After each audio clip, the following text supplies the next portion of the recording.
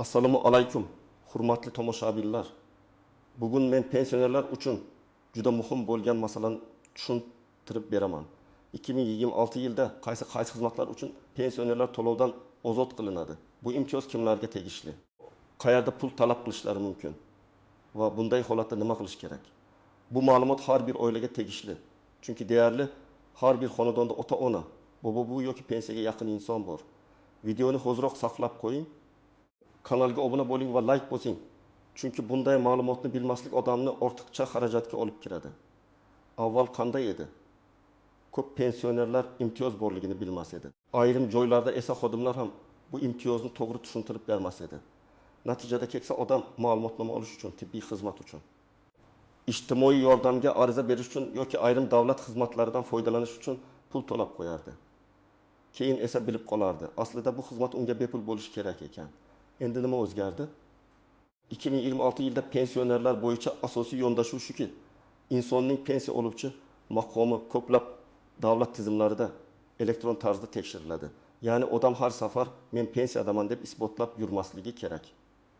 Agar xizmat pensionerlar uchun bepul belgilangan bo'lsa, xodim pasport yoki ID karta orqali ma'lumotni tekshirishi va to'lov talab qilmasligi kerak. Lekin amaliyotda hammasi doim ideal ishlamaydi. Ba'zida tizim ishlamay qoladi. Ba'zida ma'lumot yangilanmagan bo'ladi.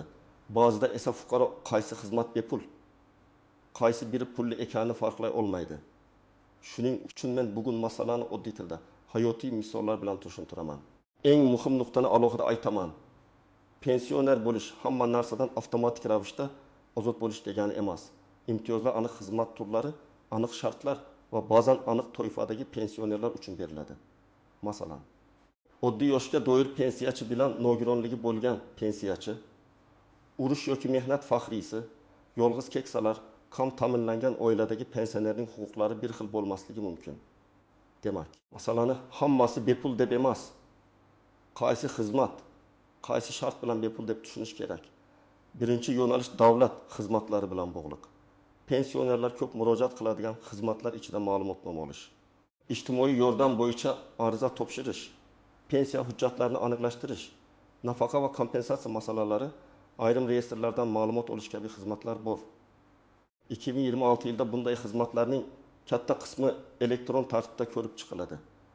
Agar xizmat qonun bo'yicha bepul bo'lsa, pensioner davlat xizmatlari markazida yoki onlayn portal orqali murojaat qilganda undan davlat boji yoki xizmat haqi talab qilinmasligi kerak. Masalan, 6-7 yoshli Rahima opa pensiya miqdori bo'yicha ma'lumotnoma olmoqchi bo'ldi. Oldin u ma'lumotnoma chiqarish puli deb o'ylab 20 ming yoki 30 ming so'm to'lashga tayyor bo'lgan. Lekin agar bu ma'lumotnoma pensiya tizimi bilan bog'liq va bepul xizmatlar ro'yxatida bo'lsa, undan pul olinmasligi kerak. Xodim uning ID kartasini tekshiradi, pensioner maqomini ko'radi va hujjatni bepul rasmiylashtiradi. Agar tizimda xato chiqsa, Rahima opa darhol to'lamasdan avval pensiya jamg'armasi bo'limidan yoki davlat xizmatlari markazi rahbaridan izoh so'rash kerak. Ikkinchi yo'nalish tibbiy xizmatlar. Pensionerlar uchun eng og'riqli masala ham shu: shifokorga borish, tahlil topshirish, dori olish, tekshiruvdan o'tish, reabilitatsiya vositalarini olish.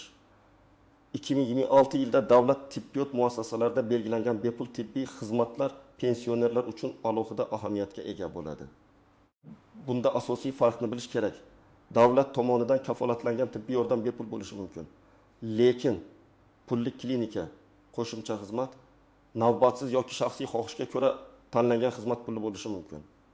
Masalan, 2002 yoshli Anvar aka tuman poliklinikasiga yurak bosimi, qand miqdori va umumiy holatini tekshirtirish uchun bordi. Agar bu tekshiruvlar oilaviy shifokor yo'llanmasi bilan davlat dasturi doirasida amalga oshirilsa, u pul to'lamasligi kerak. Lekin Anvar aka shifokor yo'llanmasisiz xususiy laboratoriyaga borib, hammasini tezroq qilib bering desa, bu xizmat pulli bo'lishi mumkin.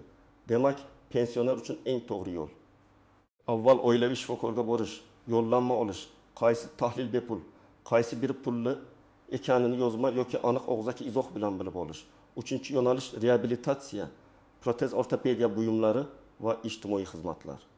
Nogironligi bo'lgan yoki harakatlanishi qiyin bo'lgan pensionerlar uchun aravacha, eshitish moslamas, hassa, protez, ortopedik poyabzal, reabilitatsiya vositalari juda muhim.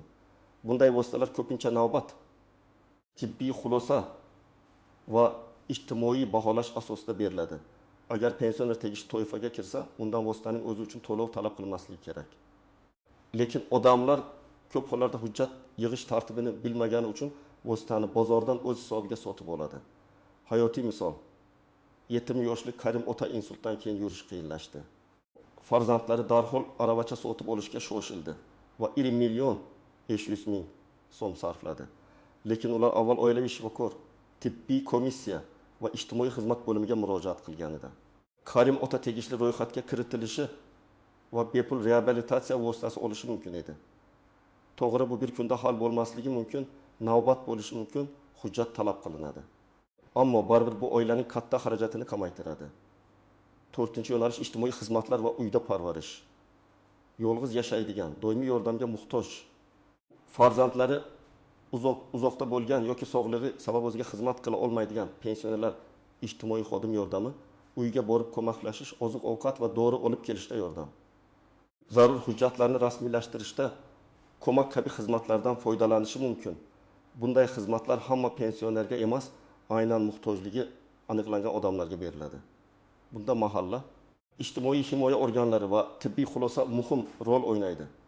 Masalan, Gulchehra aya 7-8 yoshda yolg'iz yashaydi. Oyoqlarida og'riq bor, bozorga borish qiyin. U men hech kimga yuk bo'lmayman deb yordam so'ramasligi mumkin.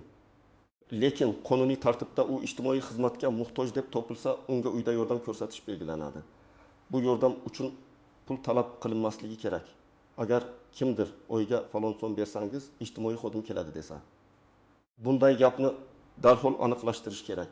Rasmiy xizmat rasmiy tartibda ko'rsatiladi, pul qo'lda berilmaydi. 5-yo'nalish kommunal va uy-joy bilan bog'liq masalalar.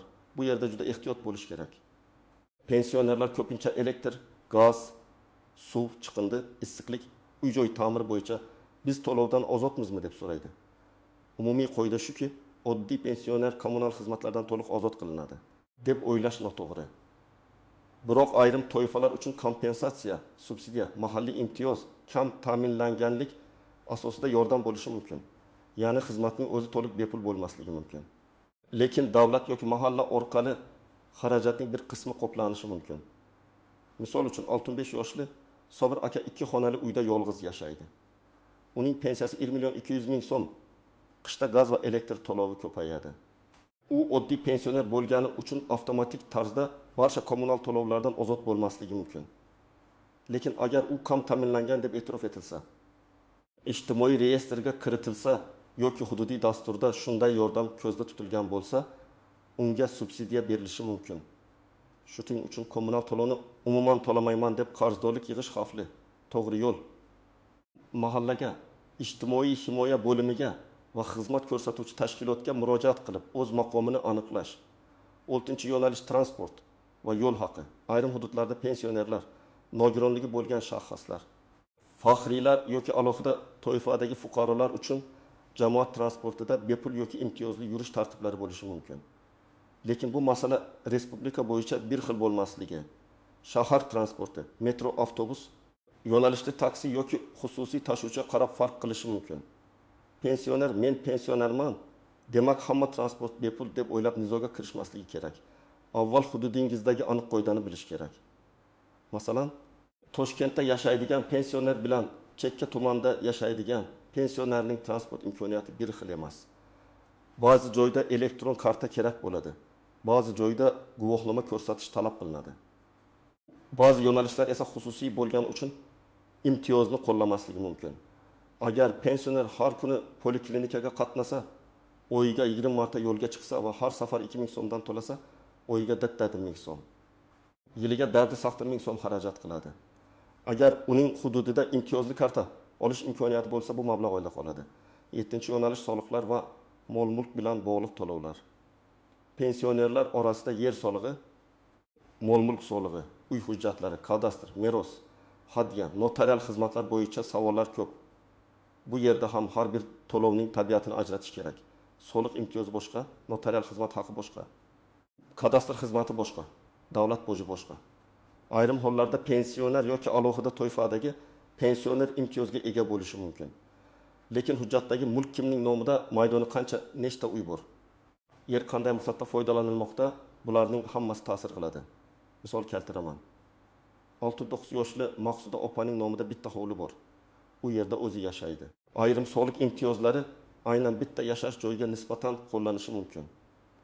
Ammo agar uning nomida yana ikkinchi kvartira bo'lsa va u ijaraga berilgan bo'lsa, imtiyoz hamma mulkka bir xil tatbiq etilmasligi mumkin. Yana bir misol, pensioner meros rasmiylashtirmoqchi bo'lsa, notariusda ayrim davlat boji yoki texnik xizmat xarajatlari bo'lishi mumkin. Shunda men pensionerman, hammasi bepul deyishdan oldin notariusdan to'lov nimaga olinayotganini aniq yozib berishni so'rash kerak. Eng ko'p ehtiyot bo'lishi kerak bo'lganlar, yaqinda pensiyaga chiqqanlar, hujjatlari eski bo'lganlar, familiyasi yoki pasport ma'lumotlari o'zgarganlar, nogironlik guruhi yangilanganlar, boshqa viloyatdan ko'chib kelganlar, yolg'iz yashaydiganlar, farzandlari chet elda bo'lgan keksalar.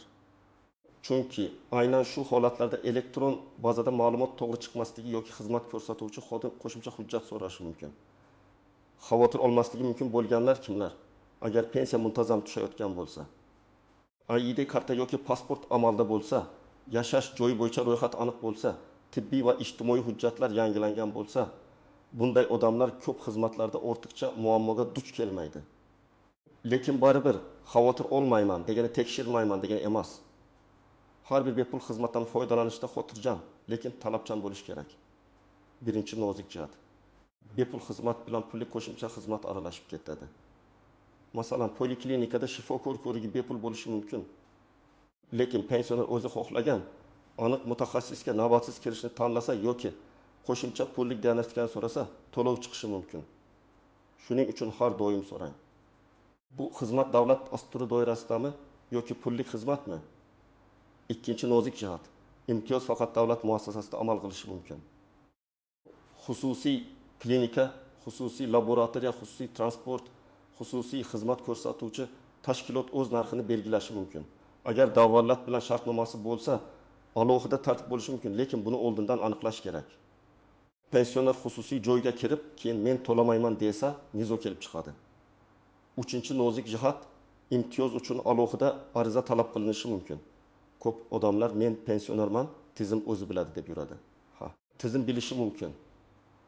Lekin ayrim yordam turlari arizasiz berilmaydi. Masalan, uyda ijtimoiy xizmat reabilitatsiya vositasi subsidiya yoki moddiy yordam uchun murojaat qilish kerak bo'ladi. Ariza bo'lmasa, masala ko'rib chiqilmaydi. 4-nozik jihat, qarzdorlik masalasi. Agar pensioner menga imtiyoz bor deb o'ylab, kommunal to'lovlarni umuman to'lamasa, keyin qarz, penya yoki xizmat cheklovi yuzaga kelishi mumkin. Imtiyoz bor yo'qligini tasdiqlamasdan turib to'lovni to'xtatish to'g'ri emas. Avval yozma ma'lumot oling, keyin harakat qiling. 5-nozik jihat. Hududiy farqlar. Ayrim imtiyozlar butun mamlakat bo'yicha, ayrimlari esa viloyat, shahar yoki tuman dastur asosida bo'lishi mumkin. Masalan, bir shaharda transport bo'yicha karta berilishi mumkin. Boshqa hududda esa bunday tartib yo'q. Shu sababli qo'shnining gapiga qarab emas. O'zingiz yashaydigan hududdagi rasmiy idoradan aniqlang. 6-nozik jihat, hujjatdagi nomuvofiqlik. Pasportdagi ism bir xil, pensiya hujjatida boshqacha yozilgan, tug'ilgan sana xato, yashash manzili yangilanmagan bo'lsa, bepul xizmatni rasmiylashtirish cho'ziladi. Bunday xatolarni oldindan tuzatish kerak. Chunki xodim sizga ishonmasligi uchun emas, tizim sizni tanimasligi uchun xizmat to'xtab qoladi. Endi eng muhim qism, pensioner yoki uning farzandlari nima qilish kerak? Men sizga aniq tartibni aytaman. Birinchi qadam, hujjatlarni tartibga keltiring. Pasport yoki ID karta, pensiya guvohnomasi yoki pensiya olishini tasdiqlovchi ma'lumot.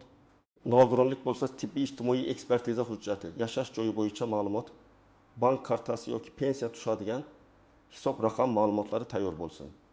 Hujjatlarni bir papkaga solib qo'ying. Farzandlar ham ota-onasining hujjatlari qayerda turganini bilsin. Ikkinchi qadam, qaysi xizmat kerakligini aniq belgilang. Masalan, menga yordam kerak deyish yetarli emas. Menga reabilitatsiya aravachasi kerak. Menga uyda ijtimoiy xodim yordami kerak. Menga kommunal xarajat bo'yicha subsidiya kerak. Menga tibbiy tahlil bepulmi? Shuni aniqlash kerak deb aniq ayting. Aniq so'rov bo'lsa, xodim ham aniq javob beradi. 3-qadam. Birinchi murojaat joyini to'g'ri tanlang. Tibbiy xizmat bo'lsa, oilaviy shifokor yoki poliklinikadan boshlang. pensiya masalasi bo'lsa, pensiya jamg'armasi bo'limiga murojaat qiling. Ijtimoiy xizmat yolg'iz keksaga yordam. Subsidiya bo'lsa, mahalla va ijtimoiy himoya organiga boring. Davlat xizmatlari yoki ma'lumotnoma bo'lsa, davlat xizmatlari markazi yoki rasmiy onlayn portal orqali murojaat qiling. 4-qadam. Har qanday to'lov talab qilinganda savol bering. Bu to'lov nimaga olinadi? Pensioner imtiyoz bo'lsa, nega menga qo'llanmayapti? To'lov hujjatini bera olasizmi? Bu savollarni muloyim. Lekin qat'iy bering. Eng katta xato pulni qo'lda berish va chek olmaslik.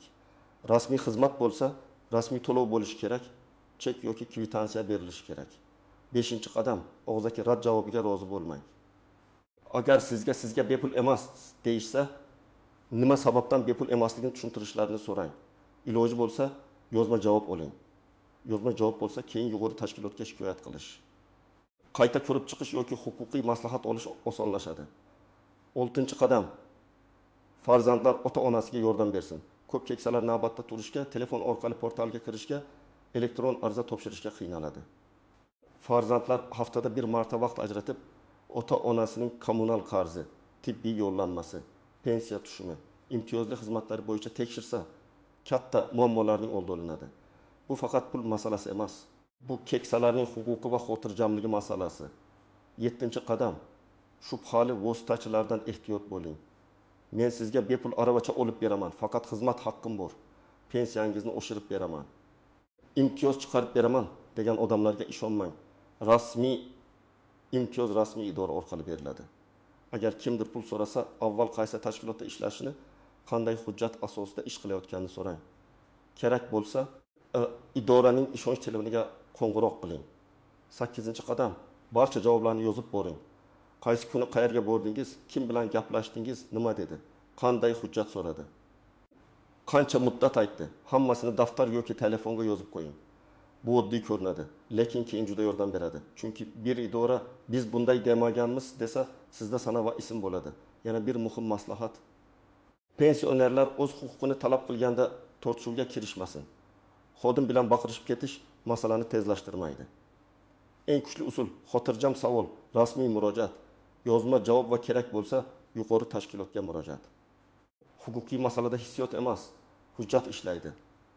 Agar sizga tibbiy xizmat bepul bo'lishi kerak deb hisoblasangiz, avval oilaviy shifokordan yo'llanma oling. Agar sizga ijtimoiy xizmat kerak bo'lsa, mahallaga va ijtimoiy himoya bo'limiga ariza bering. Agar soliq yoki kommunal masala bo'lsa, qarzingizni ko'paytirmasdan avval imtiyoz bor yo'qligini rasmiy aniqlang. Agar davlat xizmatlari markazida to'lov so'ralsa, xizmat nomini va to'lov asosini aniqlang. Har bir holatda men pensionerman degan gapga qo'shimcha ravishda qaysi tartib bo'yicha menga imtiyoz qo'llanadi degan savolni berish kerak. Demak, 2026 yilda pensionerlar uchun eng muhim yangilik va yengillik shundan iboratki, ko'plab xizmatlarda pensioner maqomi elektron tekshiriladi. Ayrim davlat tibbiy, ijtimoiy va yordam xizmatlari bo'yicha to'lovdan ozod etish yoki xarajatni kamaytirish tartiblari qo'llanadi. Lekin bu hamma xizmat avtomatik bepul degani emas. Har bir xizmatning o'z sharti, o'z hujjati va o'z tartibi bor. Men sizga tavsiya qilaman, ota-onangiz yoki o'zingiz pensioner bo'lsangiz, hujjatlarni tartibga keltiring. Kerakli xizmat bo'yicha rasmiy joyga murojaat qiling. To'lov talab qilinsa asosini so'rang. Chek olmasdan pul bermang va og'zaki rad javobi bilan cheklanib qolmang. Shunda ortiqcha xarajatdan saqlanasiz va qonuniy imtiyozdan to'g'ri foydalanasiz. Sizning hududingizda pensionerlar qaysi xizmatlar uchun pul to'lamayapti? Siz yoki yaqinlaringiz bunday imtiyozdan foydalanganmisiz? Tajribangizni izohlarda yozib qoldiring, boshqalarga ham foydasi tegadi. Videoni foydali deb bilgan bo'lsangiz, like bosing, kanalga obuna bo'ling va yaqinlaringizga yuboring. Chunki bitta to'g'ri ma'lumot butun oilani ortiqcha xarajatdan saqlab qolishi mumkin.